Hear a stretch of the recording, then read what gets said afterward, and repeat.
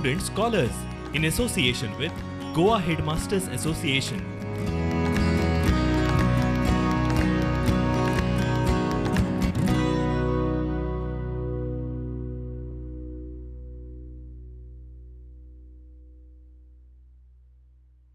नमस्ते बच्चों, हिंदी की कक्षा में आप सभी का स्वागत है।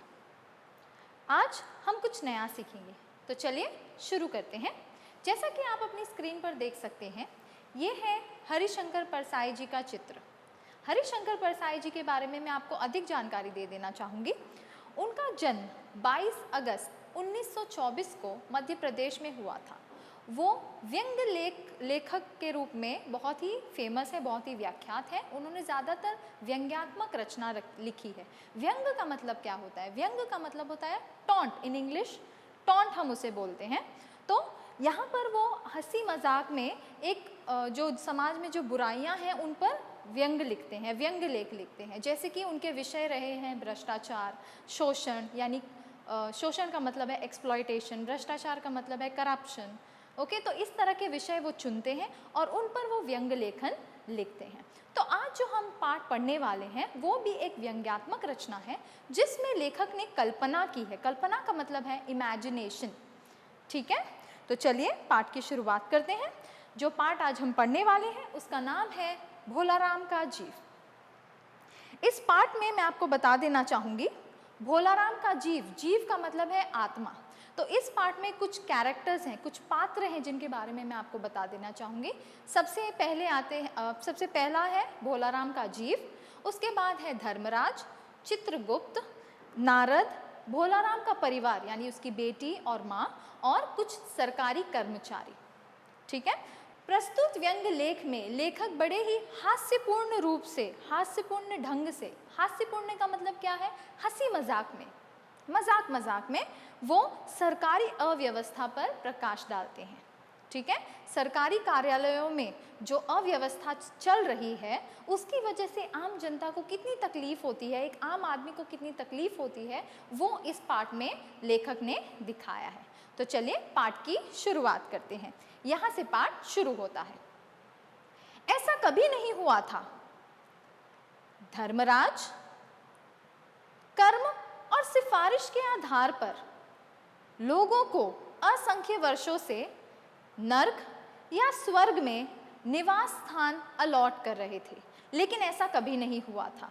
देखिए, शुरुआत पाठ की इस तरह से होती है कि जो धर्मराज हैं वो जो थे असंख्य वर्षों से लोगों को, जो लोग मर जाते हैं बाद में, आप जानते हैं आफ्टर लाइफ जो होता है, आपने सुना होगा, हम अक्सर कहीं पढ़ते हैं या मूवीज़ में देखते हैं, पिक्चरों में देखते हैं, या फिर कहीं पढ़ा होगा हमने कि मनुष्य मरने के बाद जब उसकी आत्मा स्वर्ग लोक जाती है तो निर्णय होता है कि ये जो जीव है, ये जो आत्मा है, ये स्वर्ग में जाएगी या नर्क में जाएगी। इसके लिए सबसे पहला आधार होता है आपके कर्म, यानी कि योर डीड्स। अगर आपने अच्छे कर्म किए हैं तो आप स्वर्ग में जाएंगे, अगर आपने बुरे कर्म किए हैं तो आप नर्क में जाएंगे। ठीक है, तो ये काम जो थे धर्मराज बड़े ही बहुत ही सालों से करते आ रहे थे। और जो दूसरा यहाँ पर बताया है सिफारिश, अब सिफारिश का एक इजी वे मैं आपको बता दूंगी, मैं आपको एग्जाम्पल देना चाहूँगी। मैं आपको एक छोटी सी कहानी सुनाती हूँ। देखिए, एक बार एक डाकू था। डाकू आप जानते हैं ना, जो डकैती करते हैं, चोरी करते हैं, लोगों को परेशान करते हैं। तो एक डाकू था। वो डाकू जो था, जिंदगी भर उसने सिर्फ और सिर्फ चोरी की, डकैती की। ऐसे में एक दिन उसकी मृत्यु हो जाती है। जब उसका जीव यानी उसकी आत्मा निकलकर स्वर्ग लोक जाती है तो धर्मराज कहते हैं ये नर्क में जाएगा, स्वर्ग में नहीं जाएगा, क्योंकि इसने आज तक सिर्फ चोरी की, लोगों को परेशान किया। तभी ईश्वर आते हैं और कहते हैं कि नहीं, ये स्वर्ग में जाएगा। तो धर्मराज सोच में पड़ जाते हैं कि ऐसा कैसे हो सकता है, इसने तो हमेशा गलत ही किया है, तो ये स्वर्ग में कैसे जाएगा। तो ईश्वर कहते हैं कि नहीं, इसने जीवन भर एक काम बहुत अच्छा किया था, और वो ये है कि हर शाम जाकर ये भूखी मछलियों को खाना खिलाता था। तो वो बात मुझे इसकी बहुत अच्छी लगी और उसी के आधार पर ये स्वर्ग में जाएगा। तो ये हो गई सिफारिश। ईश्वर आकर उस डकैत की, उस डाकू की प्रशंसा करते हैं। तो सिफारिश का मतलब है तारीफ करना, प्रशंसा करना। ठीक है, समझ में आया? ओके, तो इसके आधार पर जो धर्मराज थे वो लोगों को, आदमियों को स्वर्ग या नर्क में निवास स्थान यानी रहने की जगह अलॉट इंग्लिश वर्ड है यहाँ पर, ठीक है। तो यहाँ पर धर्मराज कहते हैं कि ऐसा कभी नहीं हुआ था। आगे बढ़ते हैं अगले स्लाइड की ओर। सामने बैठे चित्रगुप्त बार बार चश्मा पोंछ, बार बार थूक से रजिस्टर के पन्ने पलट गलती ढूंढने की कोशिश कर रहे थे, लेकिन गलती पकड़ में ही नहीं आ रही थी। ऐसे में उन्होंने खिंचकर यानी चिढ़कर, इरिटेट होकर रजिस्टर इतनी जोर से बंद किया कि बेचारी मक्खी चपेट में आ गई। चपेट में आना ये एक मुहावरा है, उसका मतलब है पकड़ में आना। उसे निकालते हुए वे बोले, यानी मक्खी को निकालते हुए वे बोले, महाराज रिकॉर्ड सब ठीक है, भोलाराम ने 5 दिन पहले देह त्यागी और इस लोक के लिए रवाना भी हुआ था, पर यहाँ अभी तक नहीं पहुंचा। महाराज पूछते हैं, और वो दूत कहाँ है? दूत यानी यमराज के, यमदूत यानी यमराज के जो असिस्टेंट होते हैं, जो जीव को लाने जाते हैं, वो उसके बारे में पूछ रहे हैं। जो दूत जो जीव को लाने गया था वो कहाँ है? तो चित्रगुप्त कहते हैं, महाराज वह भी लापता है। इसी समय द्वार खुले और एक यमदूत बहुत ही बदहवास सा वहां आया। बदहवास यानी व्याकुल, परेशान। उसका मौलिक कुरूप चेहरा परिश्रम, परेशानी और भय के कारण और भी विकृत हो गया था। तो वो परिश्रम यानी मेहनत, उसने मेहनत की थी जीव को ढूंढने के लिए। परेशानी, वो परेशान हो गया था क्योंकि जीव उसे नहीं मिल रहा था।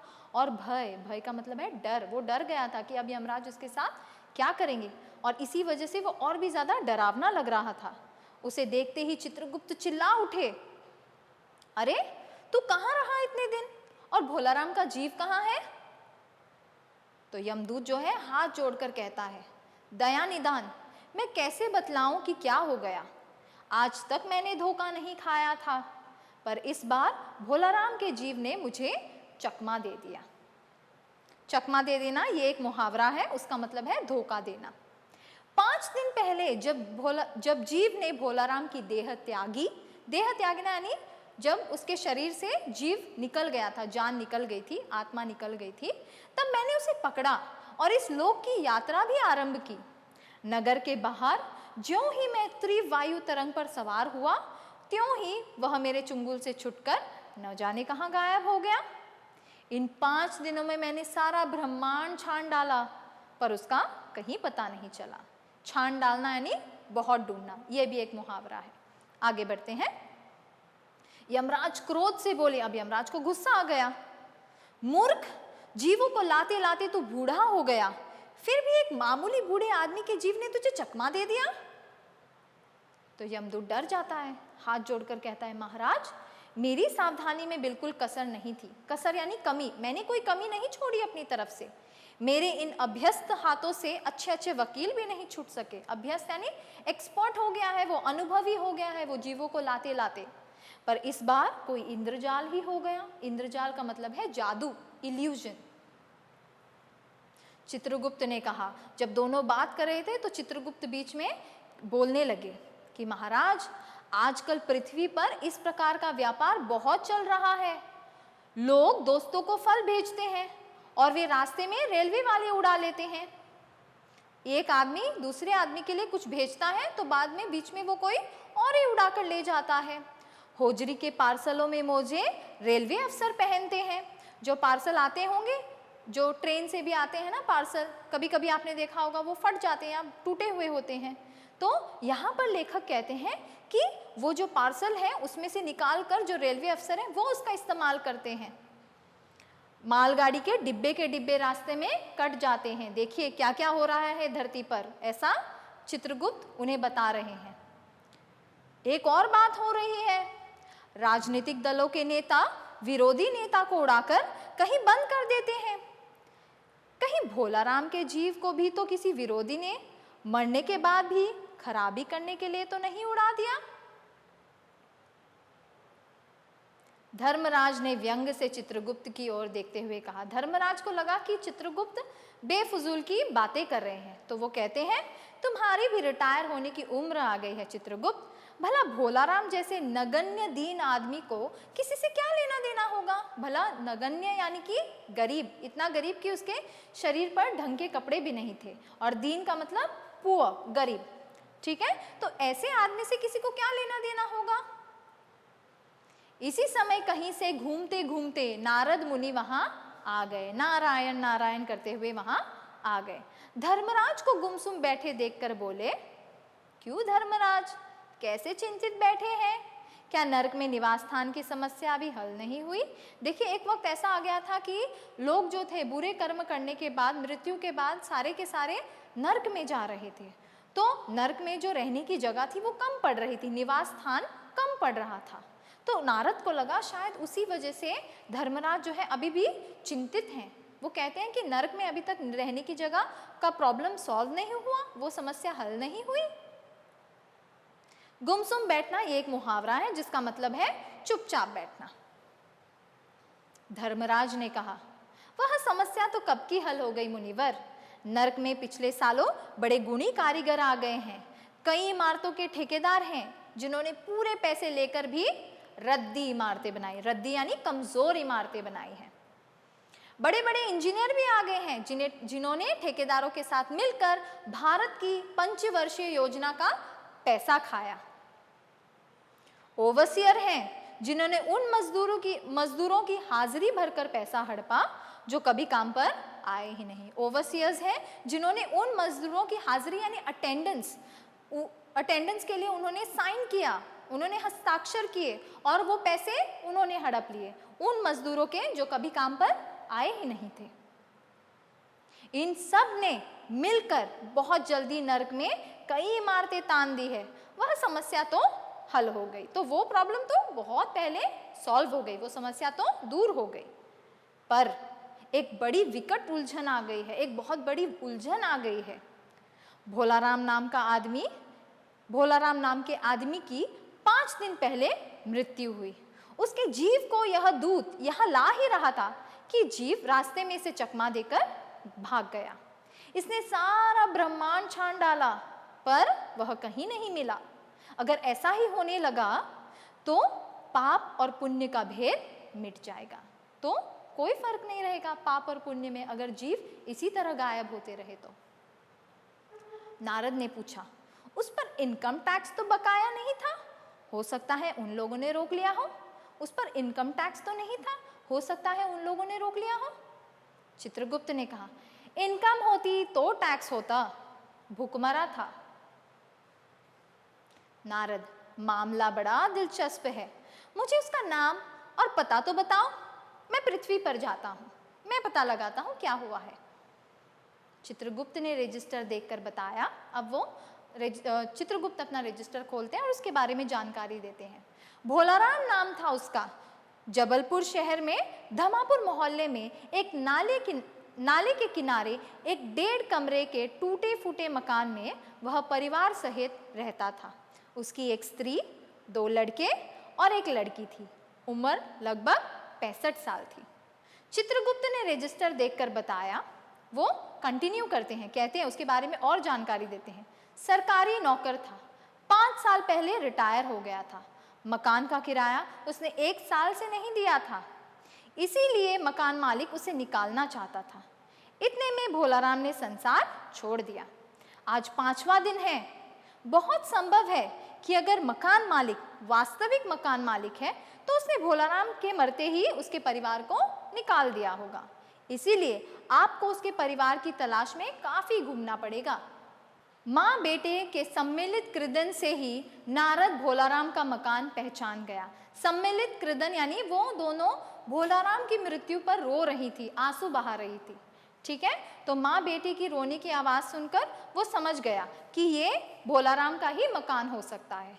द्वार पर जाकर उसने आवाज लगाई, नारायण नारायण। बेटी बाहर आई। आगे जाओ महाराज। उसे लगा वो भिक्षा मांगने आया है। उसने कहा, आगे जाओ महाराज, मुझे भिक्षा नहीं चाहिए, मुझे भोलाराम के बारे में कुछ पूछताछ करनी है। अपनी माँ को जरा बाहर भेजो बेटी। भोलाराम की पत्नी बाहर आई। नारद ने कहा, माता, भोलाराम को क्या बीमारी थी? क्या बताऊं, गरीबी की बीमारी थी। 5 साल हो गए पेंशन पर बैठे, पर पेंशन अभी तक नहीं मिली। हर 10-15 दिन में एक दरख्वास्त देते थे। दरख्वास्त यानी एप्लीकेशन लिखते थे कि मेरी पेंशन कहाँ अटकी हुई है, पर वहाँ से या तो जवाब ना आता, और आता भी कि तो यह है कि तुम्हारी पेंशन के मामले में विचार हो रहा है। इन 5 सालों में हम सब गहने बेचकर खा गए, फिर बर्तन बिके, अब कुछ नहीं बचा। चिंता में घुलते घुलते और भूखे मरते मरते उन्होंने दम तोड़ दिया। फिर इस बात पर नारद कहते हैं, क्या करोगी माँ, उनकी इतनी ही उम्र थी, शायद उनके किस्मत में इतना ही जीना लिखा था। ऐसा तो मत कहो महाराज, उम्र तो बहुत थी। 50-60 रुपया महीना पेंशन मिलती तो कुछ और काम कहीं करके गुजारा हो जाता, पर क्या करें, 5 साल नौकरी से बैठे हो गया और अभी तक एक कौड़ी भी नहीं मिली। दुख की कथा सुनने की फुर्सत नारद के पास नहीं थी। कौन सुनेगा उसकी कहानी, उन्हें तो काम से, वो तो इस धरती पर काम से आए हैं, तो वो मुद्दे पर आते हैं। He comes to the point. माँ, यह तो बताओ कि यहाँ किसी से उनका विशेष प्रेम था जिससे उनका जी लगा हो?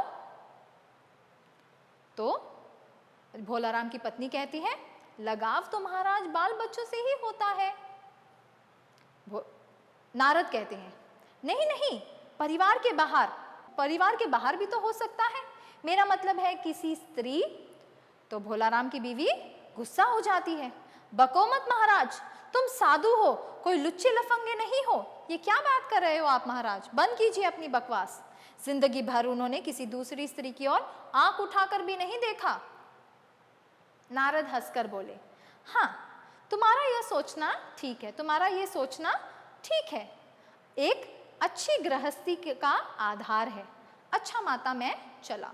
तो वो कहता है कि तुम्हारा सोचना ठीक है, ये सोच होनी चाहिए, तभी आपका घर परिवार सही रहेगा। तो यहाँ पर भोलाराम की पत्नी उनसे निवेदन करती है, रिक्वेस्ट करती है, महाराज आप तो साधु हैं, सिद्ध पुरुष हैं, कुछ ऐसा नहीं कर सकते कि उनकी रुकी हुई पेंशन मिल जाए, इन बच्चों का पेट कुछ दिन भर जाएगा। तो वो उनसे रिक्वेस्ट करती है, निवेदन करती है कि महाराज आप कुछ कीजिए ना उनके पेंशन के मामले में। साधुओं की बात कौन मानता है, मेरा यहाँ कोई मठ तो है नहीं, फिर भी मैं सरकारी दफ्तर जाऊंगा और कोशिश करूंगा कि उसकी रुकी हुई पेंशन मिल जाए। वहां से चलकर नारद सरकारी दफ्तर पहुंचे। वहां पहले ही कमरे में बैठे बाबू को उन्होंने भोलाराम के केस के बारे में बताया। उस बाबू ने उन्हें ध्यानपूर्वक देखा और बोला, भोलाराम ने दरख्वास्तें तो भेजी थी पर उन पर वजन नहीं रखा, इसलिए कहीं उड़ गई होंगी। तो वो कहता है कि भोलाराम ने दरख्वास्तें भेजी थी लेकिन उन पर वजन नहीं रखा, इसलिए वो कहीं उड़ गई होंगी, मुझे नहीं पता। नारद ने कहा, भाई ये बहुत से पेपर वेट तो रखे हुए हैं, इन्हें क्यों नहीं रख दिया? वो उड़ रही थी तो तुम उन पर वेट रख सकते थे ना, पेपर वेट इतने सारे मेज पर पड़े हैं, इनमें से एक उठाकर क्यों नहीं रख दिया आपने? आप साधु हैं, आपको दुनियादारी समझ नहीं आती, दरख्वास्तें पेपर वेट से नहीं दबती। खैर, आप उस कमरे में बैठे बाबू से मिलिए। तो वो उन्हें दूसरे कमरे की ओर इशारा करते हैं और कहते हैं कि आप वहां जाकर उनसे बात कीजिए, बाद में देखते हैं, आप वहां जाइए। यहाँ पर ये मुहावरा है, वजन रखना, उसका अर्थ है रिश्वत देना, ठीक है। जहाँ पर सरकारी कर्मचारी उनसे कहता है कि उन्होंने वजन नहीं रखा था दरख्वास्तों पर, इसलिए वो उड़ गई। तो वजन रखना इसका अर्थ है रिश्वत देना, यानी उसने रिश्वत नहीं दी थी, इसलिए उसकी दरख्वास्तें कहीं उड़कर चली गई। आगे बढ़ते हैं। नारद उस बाबू के पास गए, उसने तीसरे के पास भेजा, तीसरे ने चौथे के पास, चौथे ने पांचवे के पास। जब नारद 25-30 बाबुओं और अफसरों के पास घूम कर आए, तब एक चपरासी ने कहा। तो एक चपरासी प्यून आगे आता है और उसे कहता है, महाराज आप क्यों इस झंझट में पड़ गए? अगर आप साल भर भी यहाँ चक्कर लगाते रहे तो भी आपका काम नहीं होगा। आप तो सीधे बड़े साहब से मिलिए, उन्हें खुश कर दिया तो अभी काम हो जाएगा। अगर उन्हें खुश कर दिया ना आपने, तो अभी के अभी आपका काम हो जाएगा। नारद बड़े साहब के कमरे में पहुंचे। बाहर चपरासी ऊग रहा था, यानी सो रहा था। इसलिए उन्हें किसी ने नहीं छेड़ा और इसीलिए नारद को रोकने वाला कोई नहीं था। वो अंदर चले जाते हैं सीधा बड़े बाबू के कमरे में। बिना विजिटिंग कार्ड के आए देख बड़े साहब नाराज हुए। तो बिना परमिशन लिए, बिना विजिटिंग कार्ड अंदर भेजे, बिना परमिशन लिए वो अंदर आ गए। तो वो बहुत नाराज हुए, बहुत गुस्सा हुए, बोलने लगे इसे कोई मंदिर वंदिर समझ लिया है क्या कि धड़धड़ाते हुए अंदर चले आए, चिट क्यों नहीं भेजी? तो वो कहता है कि ये कोई मंदिर है कि आराम से चले आ रहे हो, तुमने चिट क्यों नहीं भेजी, अपने नाम का विजिटिंग कार्ड क्यों नहीं भेजा? आपने भेजना चाहिए था, मैं जब परमिशन देता तो आपको अंदर आना चाहिए था, बिना अनुमति के आप अंदर कैसे आ सकते हैं? तो वो गुस्सा हो गए। नारद ने कहा कैसे भेजता, चपरासी तो सो रहा है, कैसे भेजूं, किसके हाथ भेजूं? चपरासी तो सो रहा है ना, क्या काम है? तो साहब नाराज होते होते उससे पूछते हैं क्या काम है, क्यों आए हो? नारद ने भोलाराम का पेंशन केस बड़े साहब को बताया। तो साहब बोले आप है वैरागी, दफ्तरों के रीति रिवाज नहीं जानते, आप ठहरे साधु संत, आपको क्या पता कि सरकारी दफ्तरों में क्या रीति रिवाज होते हैं? असल में भोलाराम ने गलती की भाई, यह भी एक मंदिर है। तो वो कहते हैं कि ये भी एक मंदिर है, यहाँ भी दान पुण्य करना पड़ता है, यहाँ भी लोगों को दान देना पड़ता है। आप भोलाराम के आत्मीय मालूम होते हैं, आप जो है भोलाराम के पहचान वाले, बहुत ही करीबी मालूम होते हैं। भोलाराम की दरख्वास्तें उठ रही हैं, उन पर वजन रखिए। जैसा कि मैंने आपको पहले भी बताया, वजन रखना उसका अर्थ है रिश्वत लेना। तो यहाँ पर वो बड़े बाबू कह रहे हैं कि रिश्वत रखिए जल्दी से, उसकी दरख्वास्तें उड़ रही हैं। नारद ने सोचा कि फिर यहाँ वजन की समस्या खड़ी हो गई। तो नारद सोचने लगा कि फिर से यहाँ पर पहले वाले बाबू भी यही कह रहे थे और अब ये भी यही कह रहे हैं। साहब बोले भाई सरकारी पैसे का मामला है, पेंशन का केस बीसों दफ्तर में जाता है, तो अब वो अपनी जो बात है, वजन रखने की बात है, उसके ऊपर और ज़्यादा प्रकाश डालते हुए कह रहे हैं कि ये सरकारी काम है, पैसों का मामला है, सरकारी पैसों का मामला है। और पेंशन का जो केस है 20 दफ्तरों में जाता है, एक दफ्तर में नहीं जाता, देर लग जाती है, 20 बार एक ही बात 20 जगह लिखनी पड़ती है, तब जाकर बात पक्की होती है। हाँ जल्दी भी हो सकता है, मगर वो फिर रुक जाते हैं। साहब अपनी बात कह गए, अब नारद को उनकी बात समझनी है। तो नारद कहते हैं मगर क्या? मगर वजन चाहिए, आप समझे नहीं, जैसे आपकी ये सुंदर वीणा, इसका भी वजन भोलाराम की दरख्वास्तों पर रखा जा सकता है। जैसे कि आपके हाथ में ये सुंदर वीणा है, इसे भी आप वजन के तौर पर रख सकते हैं भोलाराम की दरख्वास्तों पर। तो अब वो रिश्वत के तौर पर क्या मांग रहा है? नारद की वीणा। तो फिर वो कहते हैं कि मेरी लड़की जो है गाना बजाना सीख रही है, संगीत सीख रही है, और साधुओं की वीणा तो बहुत पवित्र होती है, अगर आप ये वीणा मुझे देंगे तो मैं अपनी बेटी को दूंगा और मेरी बेटी जल्दी संगीत सीख जाएगी, फिर उसकी जल्दी शादी हो जाएगी। तो वो ये सब उन्हें बता रहे हैं। नारद अपनी वीणा छीनते देख घबरा गए, फिर संभले और उन्होंने वीणा को टेबल पर रख दिया और फिर कहने लगे ये लीजिए, अब ज़रा जल्दी कीजिए, उसकी पेंशन का ऑर्डर निकाल दीजिए, थोड़ा जल्दी कीजिए। साहब ने प्रसन्नता से खुश होकर उन्हें कुर्सी दी, बैठने के लिए कुर्सी देते हैं, उनकी वीणा कोने में रख दी उठाकर और जल्दी जल्दी घंटी बजाई। चपरासी हाजिर हुआ, चपरासी आता है दौड़ दौड़ कर, क्योंकि बाबू ने घंटी बजाई है ना। साहब ने हुक्म दिया, ऑर्डर देते हैं, बड़े साहब से भोलाराम की केस की फाइल लाओ, जल्दी जाओ। थोड़ी देर बाद चपरासी भोलाराम की 100-150 दरख्वास्तों से भरी फाइल लेकर आया। 100-150 यानी 150, 100 यानी 100, 150 यानी 150। तो उनकी जो दरख्वास्तों की फाइल थी वो इतनी मोटी हो गई थी दरख्वास्तों की वजह से, जिसमें 100-150 दरख्वास्तें थी। वो फाइल वो उठाकर लेकर आता है चपरासी। उसमें पेंशन के कागजात भी थे और उसी में सारे कागजात थे भोलाराम के। साहब ने फाइल पर नाम देखा और निश्चित करने के लिए पूछा। तो साहब जो है फाइल पर नाम देखते हैं और ऐसे ही श्योर करने के लिए, निश्चित यानी श्योर करने के लिए पूछते हैं कि क्या नाम बताया आपने साधु जी, क्या नाम बताया आपने, फिर से बताइए ज़रा। अब नारद को लगा कि शायद साहब थोड़ा ऊंचा सुनते हैं, उन्हें सुनाई नहीं देता, इसीलिए वो जोर से चिल्लाते हैं भोलाराम।